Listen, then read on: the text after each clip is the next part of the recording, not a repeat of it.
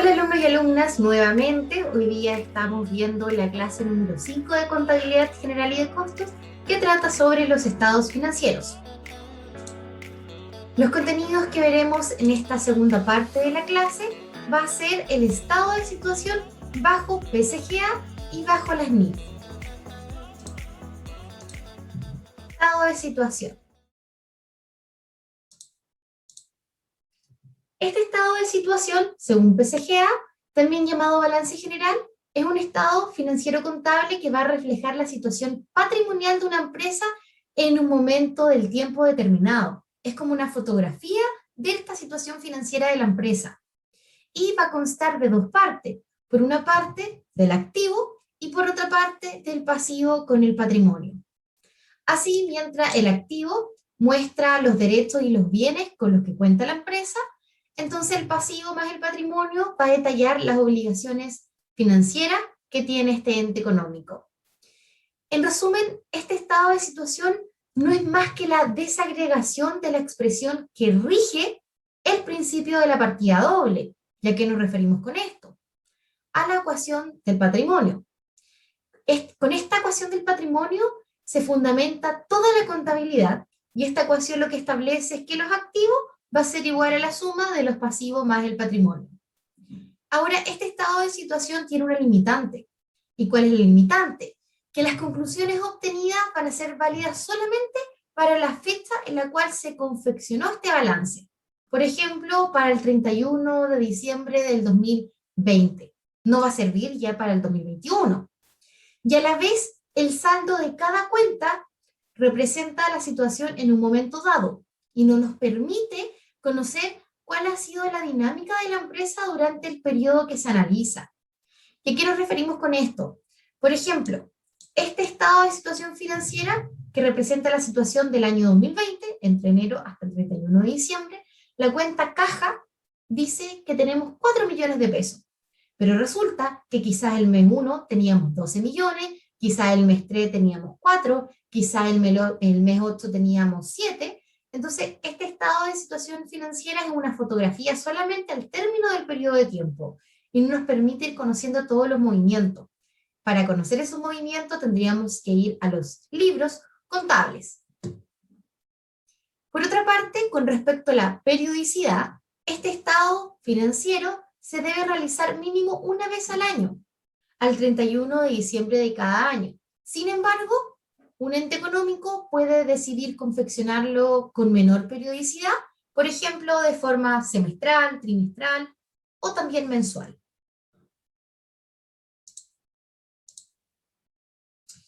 ¿Cuál es el criterio de clasificación de las cuentas?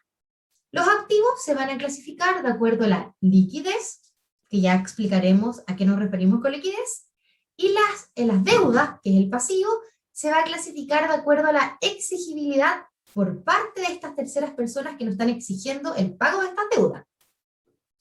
Con respecto al tipo de información, ¿a qué nos referimos con liquidez? A la capacidad de esta empresa para poder hacer frente a las obligaciones de corto plazo. Y acá, que es tan importante que las empresas o entidades tengan liquidez para que puedan operar en su día a día, porque de lo contrario no van a poder continuar con sus operaciones y pueden caer incluso en la quiebra. Y para eso, para poder ir analizando esta salud financiera, la próxima clase veremos un conjunto de indicadores clave que nos permiten detectar posibles problemas de liquidez.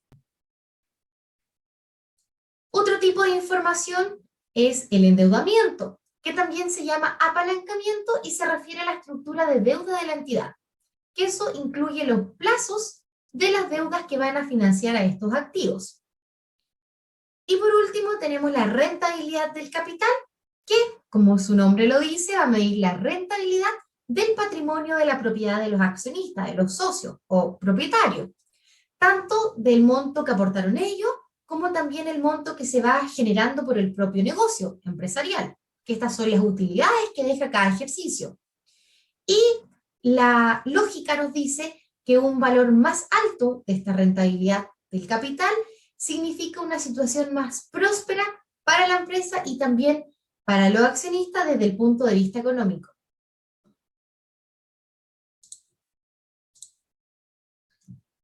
Acá en el estado de situación podemos encontrar dos tipos, que yo sé que ustedes ya lo vieron la clase pasada. El balance tributario de esta columna y el otro, que lo veremos en mayor detalle en esta clase, es el balance general clasificado. Este balance tributario de 8 columnas es un balance con fines tributarios, pero también como una forma de comprobar la cuadratura de las distintas operaciones que tiene un ente económico. Este balance va a derivar del balance de comprobación y saldo, al cual se le incorporan 4 columnas, como ustedes pueden ver ahí. Y la preparación de este balance consiste en tomar los saldos ya obtenidos y clasificarlo en activo, pasivo, pérdida o ganancia. La forma de leer esta información es principalmente mediante los resultados de sus columnas o mediante el análisis de alguna línea que represente una cuenta específica. Balance general clasificado. Este balance general clasificado refleja la situación financiera, patrimonial de una empresa en un momento determinado, ¿cierto? Como bien definimos el estado de situación, y la diferencia con el balance de 8 columnas va a radicar principalmente en la forma en cómo se presenta esta información. En este balance se identifican los activos y los pasivos, pero también estos se van a dividir en circulante, fijo y otro, en el caso de los activos, y en corto plazo, largo plazo y patrimonio, en el caso de los pasivos. La preparación se va a realizar tomando los saldos de las cuentas desde el libro mayor, las cuentas T, para poder clasificarlos en los rubros correspondientes. Y este tipo de balance es el que se ocupa con mayor frecuencia por la forma, porque nos permite leer la información de forma más útil y también por su facilidad que otorga para el cálculo posteriormente de las razones o indicadores financieros. Y además, según la presentación, podemos encontrar el balance general clasificado de forma horizontal o de forma vertical, en que básicamente cambia el modo de presentar los datos, siendo lo mismo. Y ahí pueden ver ustedes tanto el horizontal como el vertical. Clasificación de los activos según PCGA. Los activos los vamos a poder clasificar en activos circulantes, en activos fijos y en otros activos.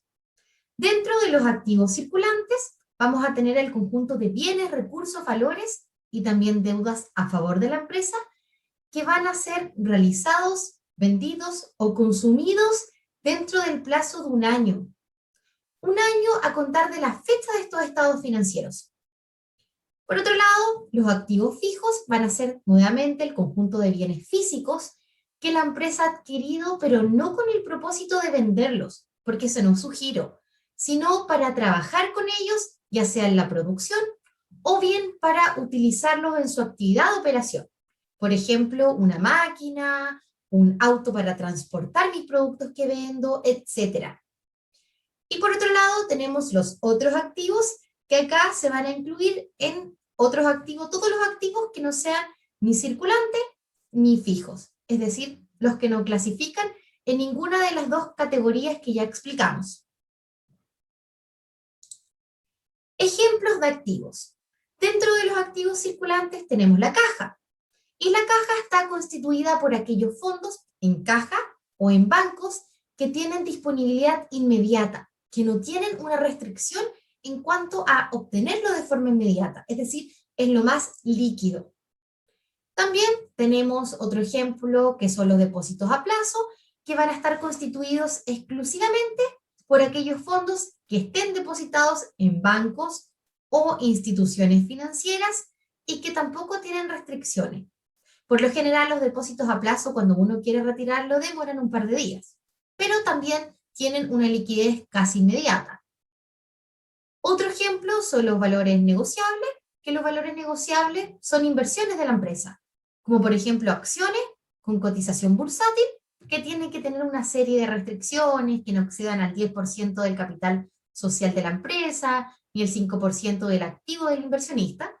Y otro ejemplo son pagarés, bonos o cuotas de fondos mutuos u otros títulos de oferta pública.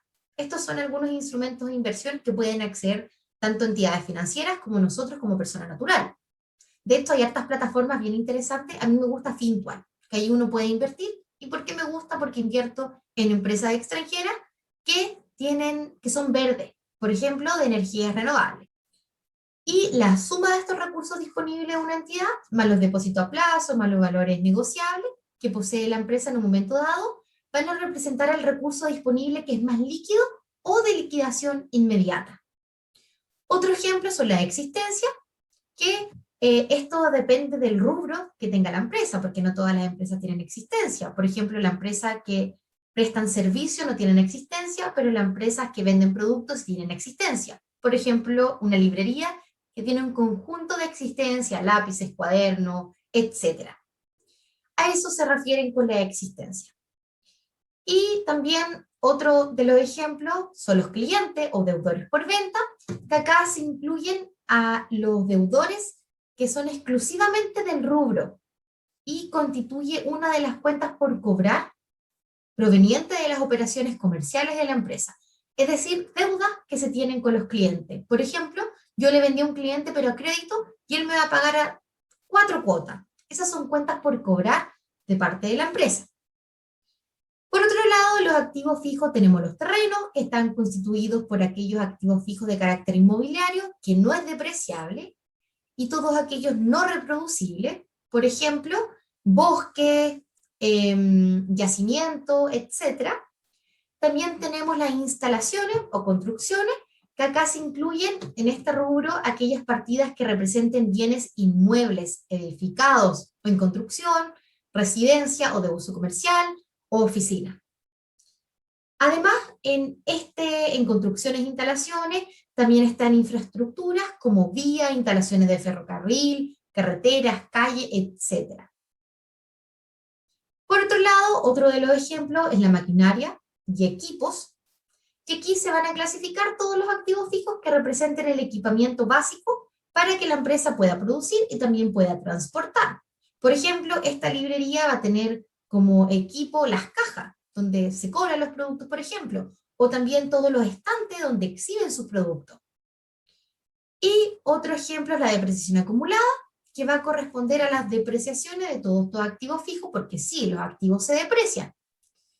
Y es la suma entonces de todas estas depreciaciones que va a ser el único activo fijo que es negativo, porque disminuye los beneficios futuros, porque se deprecia. En los otros activos tenemos como ejemplo los intangibles, que acá se tienen que incluir exclusivamente aquellos intangibles del propio rubro, que hayan significado un desembolso efectivo de dinero y que representen efectivamente un potencial de servicio para la empresa. Por ejemplo, derecho a llave, patente, marcas, licencia, etc.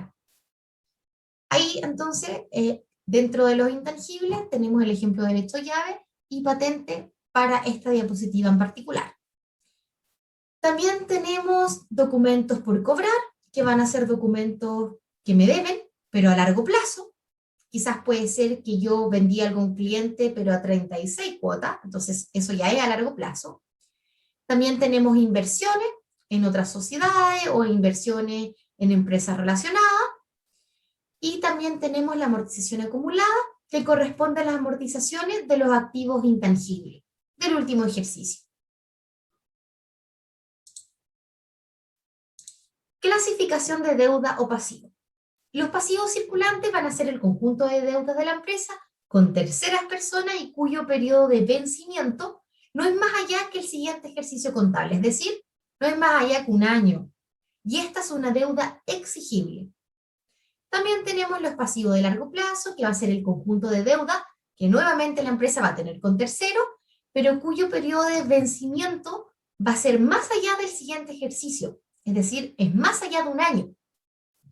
Y también tenemos el patrimonio, que es una deuda no exigible, porque es con los propios dueños, y que va a incluir todas las deudas que la empresa tiene entonces con sus dueños, ya sea producto del capital que inicialmente ellos aportaron, o bien de las utilidades que aún no han sido repartidas en forma de dividendos, porque las utilidades no siempre se reparten, de repente se reinvierten.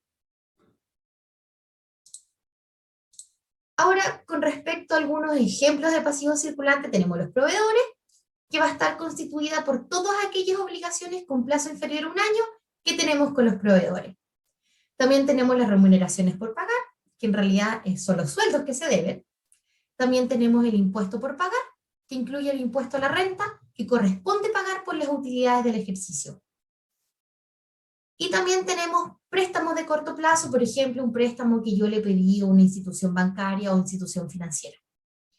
Por otro lado, tenemos pasivos a largo plazo, como documentos por pagar, préstamos de largo plazo, leasing por pagar a largo plazo, bonos por pagar a largo plazo, y todos estos ejemplos representan deuda que voy a tener superior a un año. Por otra parte, tenemos el patrimonio, que el patrimonio corresponde a la suma de los aportes que han hecho tanto los dueños como accionistas de la empresa, más las utilidades retenidas. Y acá tenemos, por ejemplo, el capital, que este capital es el aporte inicial. Tenemos reserva, por ejemplo, reserva de futuros dividendos. También tenemos utilidades acumuladas, y que son todas las reservas de utilidades que no hemos repartido como dividendos, sino que la hemos acumulado dentro de la empresa. Y por otro lado tenemos la utilidad del ejercicio, que corresponde a la utilidad de este periodo de tiempo. Utilidad o pérdida, porque también puede ser una pérdida en este periodo.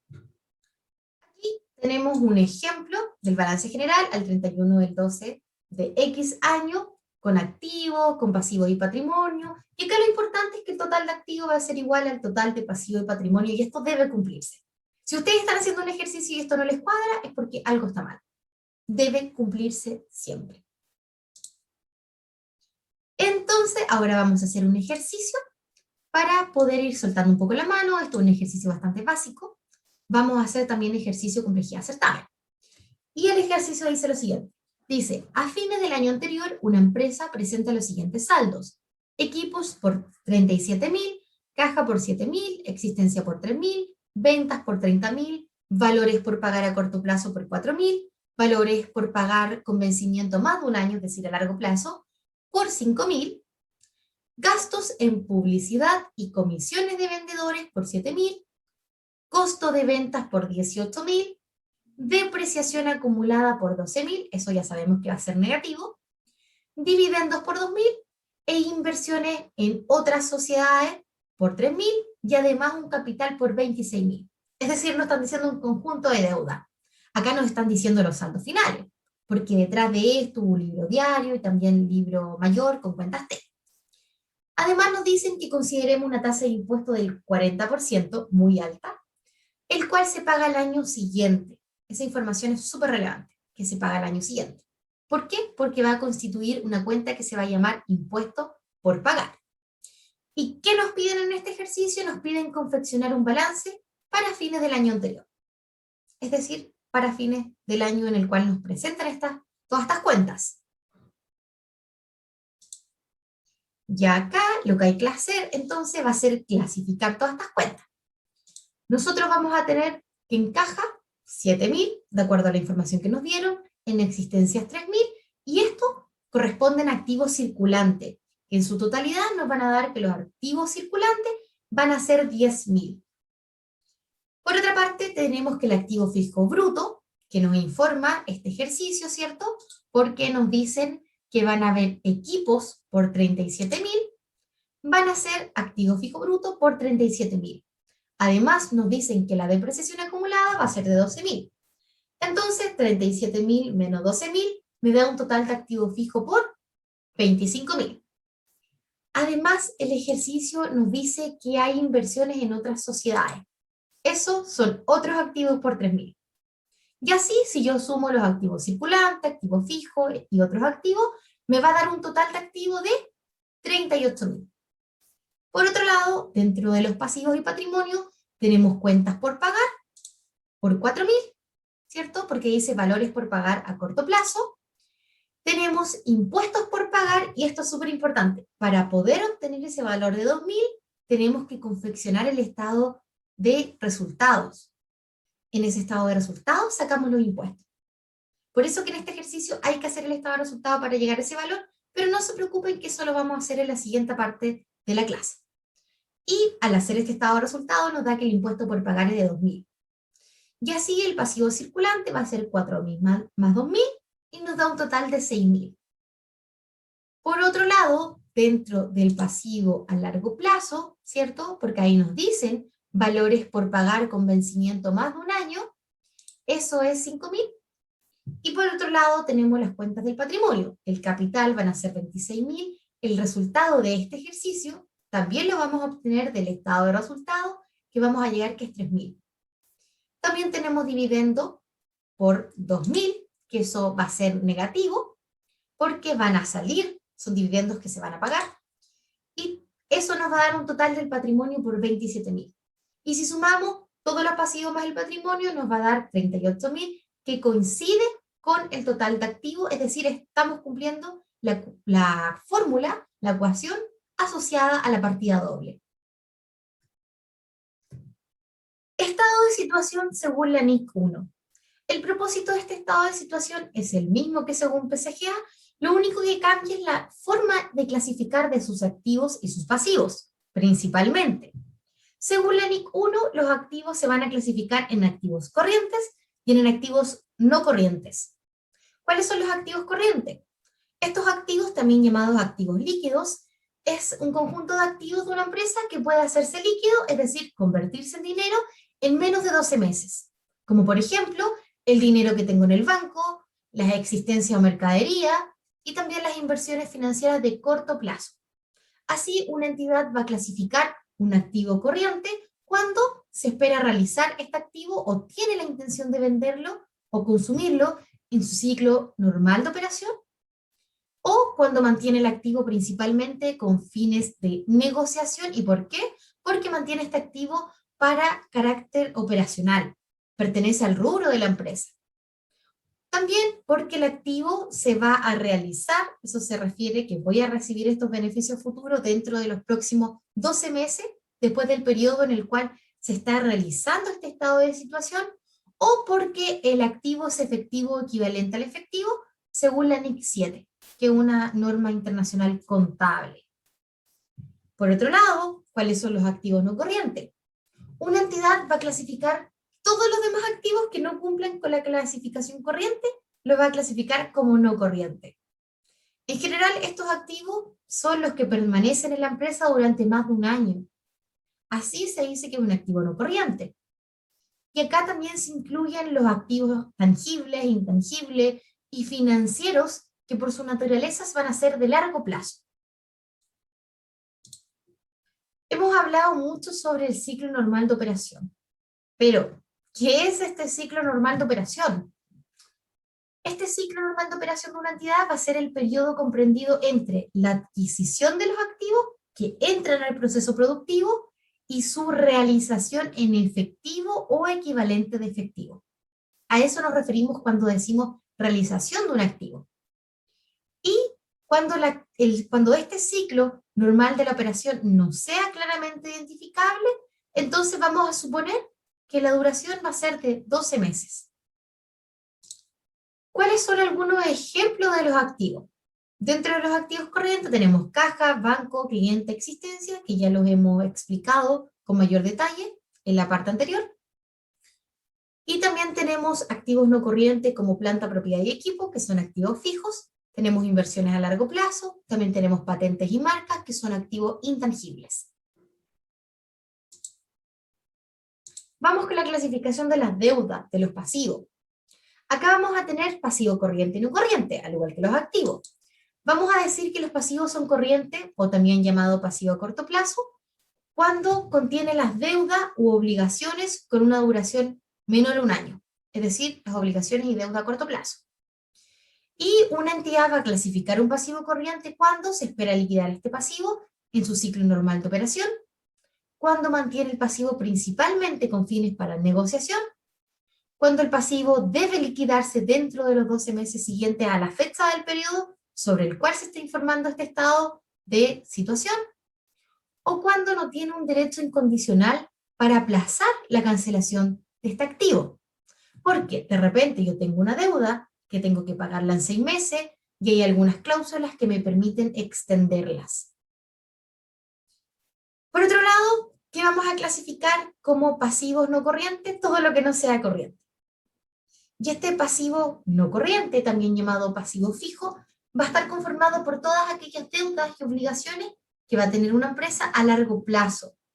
Es decir, deudas cuyo vencimiento es mayor a un año y por lo tanto no van a tener que devolver el principal durante el año en curso, aunque sí tienen que devolver los intereses. ¿Cuáles son ejemplos de pasivos corrientes? Cuentas por pagar, impuestos por pagar, préstamo a corto plazo. ¿Y cuáles son ejemplos de pasivos no corrientes? Bonos por pagar a largo plazo, que son deudas, préstamos a largo plazo, por ejemplo, con entidades financieras, con un banco, y documentos por pagar a largo plazo. Acá tenemos un ejemplo del balance general al 31 del 12 del año X, con la estructura según las NIC. Acá tenemos activos corriente no corriente, pasivos corriente no corriente y patrimonio. Nuevamente aquí lo importante es que el total de activos va a ser igual al total de pasivo y patrimonio. Y con esto ya hemos terminado la explicación del estado de situación. Y acá les quiero mostrar algunos ejemplos de estado de situación financiera, pero reales. Por ejemplo, el estado de Arauco. Tenemos activos corrientes. Ellos están según las normas internacionales de información financiera porque son sociedades anónimas abiertas. Entonces, están reguladas por la Superintendencia de Valores y Seguros y por ende tienen que regirse según las normas internacionales de información financiera. Acá ustedes pueden verlo con mayor detalle. También les voy a adjuntar la información que tiene estos ejemplos. Acá hay distintos activos corrientes, hay distintos activos no corrientes, como ejemplos. Acá podemos ver distintos pasivos corrientes, como pasivos financieros corrientes, cuentos por pagar comerciales. También podemos ver pasivos no corrientes, como pasivos por impuestos diferidos, provisiones por beneficio de los empleados, y también podemos ver el patrimonio, con sus respectivos montos, ¿cierto? Para 2 periodos de tiempo. Acá tenemos otro ejemplo, que es la TAEM, que también podemos ver sus activos, que nuevamente están clasificados por activos corrientes no corrientes. Acá hay distintas cuentas que no necesariamente van a ser las mismas cuentas de Arauco. Igual los nombres son estándar, por lo general, pero no todos tienen necesariamente las mismas cuentas, porque depende del rubro. Por ejemplo, dentro de los activos corrientes tenemos inventarios corrientes, dentro de los activos no corrientes tenemos la plusvalía. Acá están los patrimonios y pasivos de la TAM. Dentro de los pasivos corrientes, por ejemplo, tenemos pasivos por impuesto. Dentro de los pasivos no corrientes tenemos otros pasivos no financieros no corrientes. Y también tenemos el patrimonio, que acá tenemos, por ejemplo, patrimonio atribuible al controlador. Y el último ejemplo es el de Ripley, que nuevamente Ripley también está de acuerdo a las IFRS o NIF. Acá tenemos activos corrientes, como por ejemplo inventarios. Tenemos activos no corrientes, como por ejemplo derechos de uso. Acá tenemos los pasivos. Tenemos pasivos corrientes, como por ejemplo pasivos por impuesto. Tenemos pasivos no corrientes, como por ejemplo otras provisiones. Y también tenemos el patrimonio. Ustedes seguramente se preguntarán por varias cuentas que aparecen acá, pero lo importante es entender las cuentas que son más usadas, que son las que vemos en la asignatura, porque hay muchas cuentas acá que uno lee el nombre y no sabe a qué se refiere. Y ahí es donde hay que ir a las notas financieras o entender más el rubro de esta empresa, para poder entender las distintas cuentas que tiene cada una de estas. Y con esto hemos terminado la segunda parte de la asignatura y continúa en el siguiente video, donde vamos a ver el estado de resultados.